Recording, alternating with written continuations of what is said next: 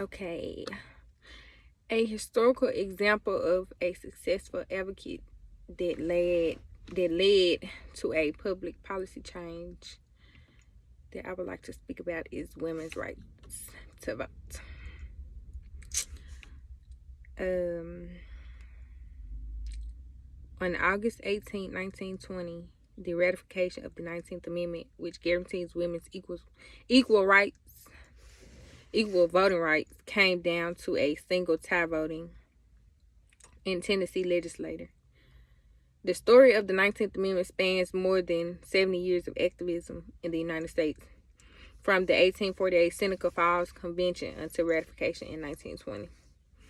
During those times, suffragists risked arrest and imprisonment for their activism, as well as opposition from the political establishment, the general public, including anti-suffragist women and industry leaders who feared that voting women would usher in legislation that was bad for business, such as a crackdown on child labor.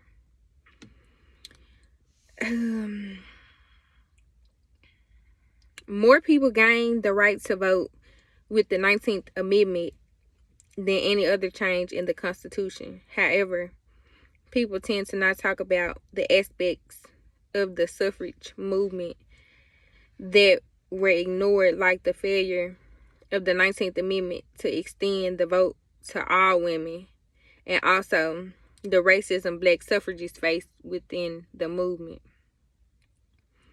According to the 19th Amendment, there is nothing that prevents states from denying women to vote for reasons other than sex.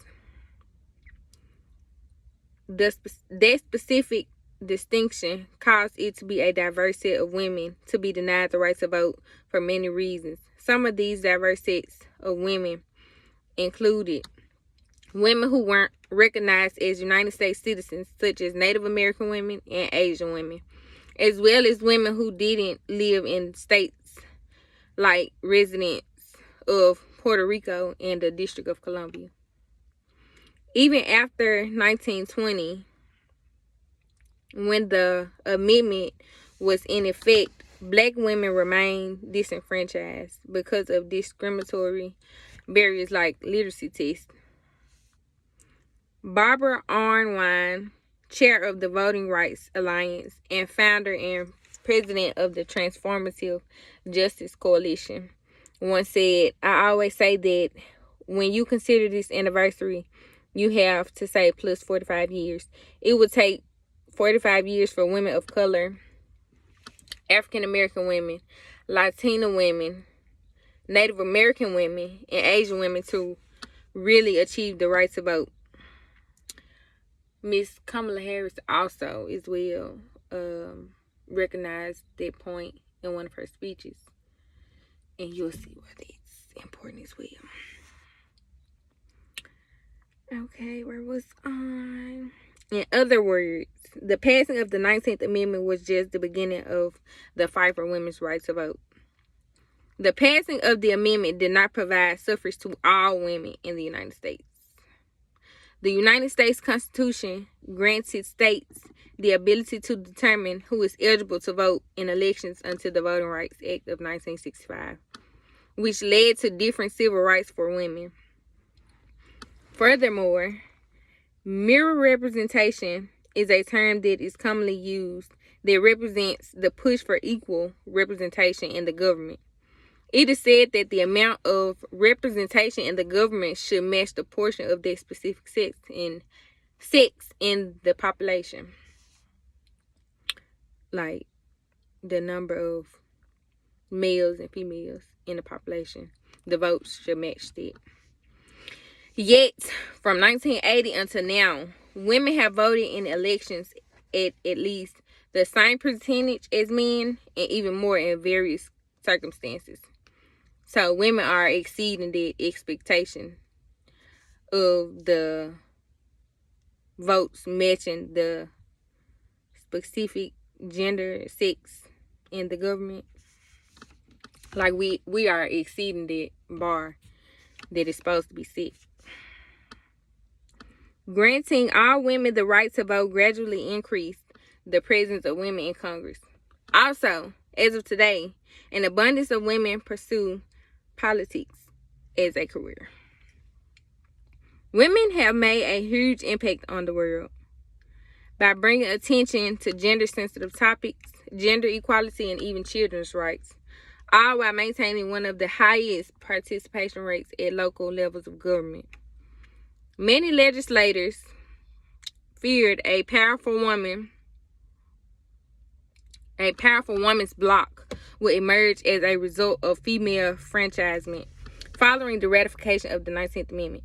I can proudly say that they had the right to fear such because women like Fannie Lou Hamer, an African-American voting and women's rights activist, community organizer, and a leader in the civil rights movement, Ella Baker, an African-American civil rights and human rights activist who worked alongside the most noted civil rights leader, and Diane Nash, an American civil rights activist and a leader and strategist of the student wing of the civil rights movement, continue to fight for voting rights for all, culminating in the passage of the Voting Rights Act of 1965, which is a landmark piece of federal legislation in the United States that prohibited racial discrimination in voting. People don't really realize that black women couldn't vote until 1965. So a lesson we can learn from the importance of women's right to vote would be the comprehension and understanding of the significance of having not only the first female vice president of the United States, but the first African American and Asian American female vice president. Kamala Harris, who is 65 years of age, was born to two immigrant parents, a black father and an Indian mother. Her father, Donald Harris, was from Jamaica, and her mother, Shamala Goplin, excuse me if I pronounced their names wrong, who immigrated to the United States from Chile, excuse me if I pronounced it wrong as well, in 1958. However, she defines herself simply as American. Harris has been married to Douglas Emhoff, a lawyer for the past 6 years. She is the stepmother of two children, Ella and Cole, who are her endless source of love and pure joy. And I forgot to jot down the article I read it from. She is also known for many other firsts. She has been a county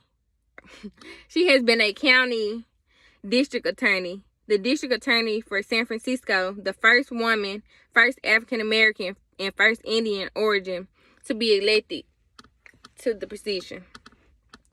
She's one of the only 3 Asian Americans in the Senate, and she's the first Indian American ever to serve in the chamber.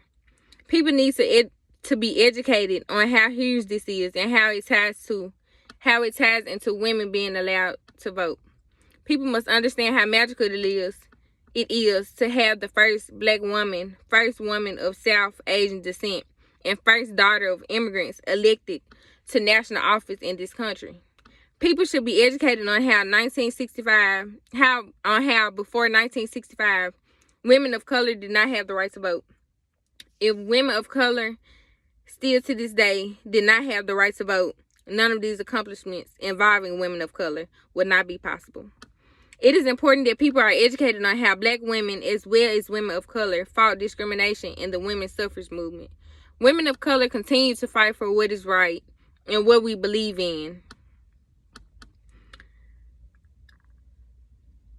Also, the women who continue to fight the women who fought and continue to fight have paved the way not only for Kamala Harris but for every colored woman across the country.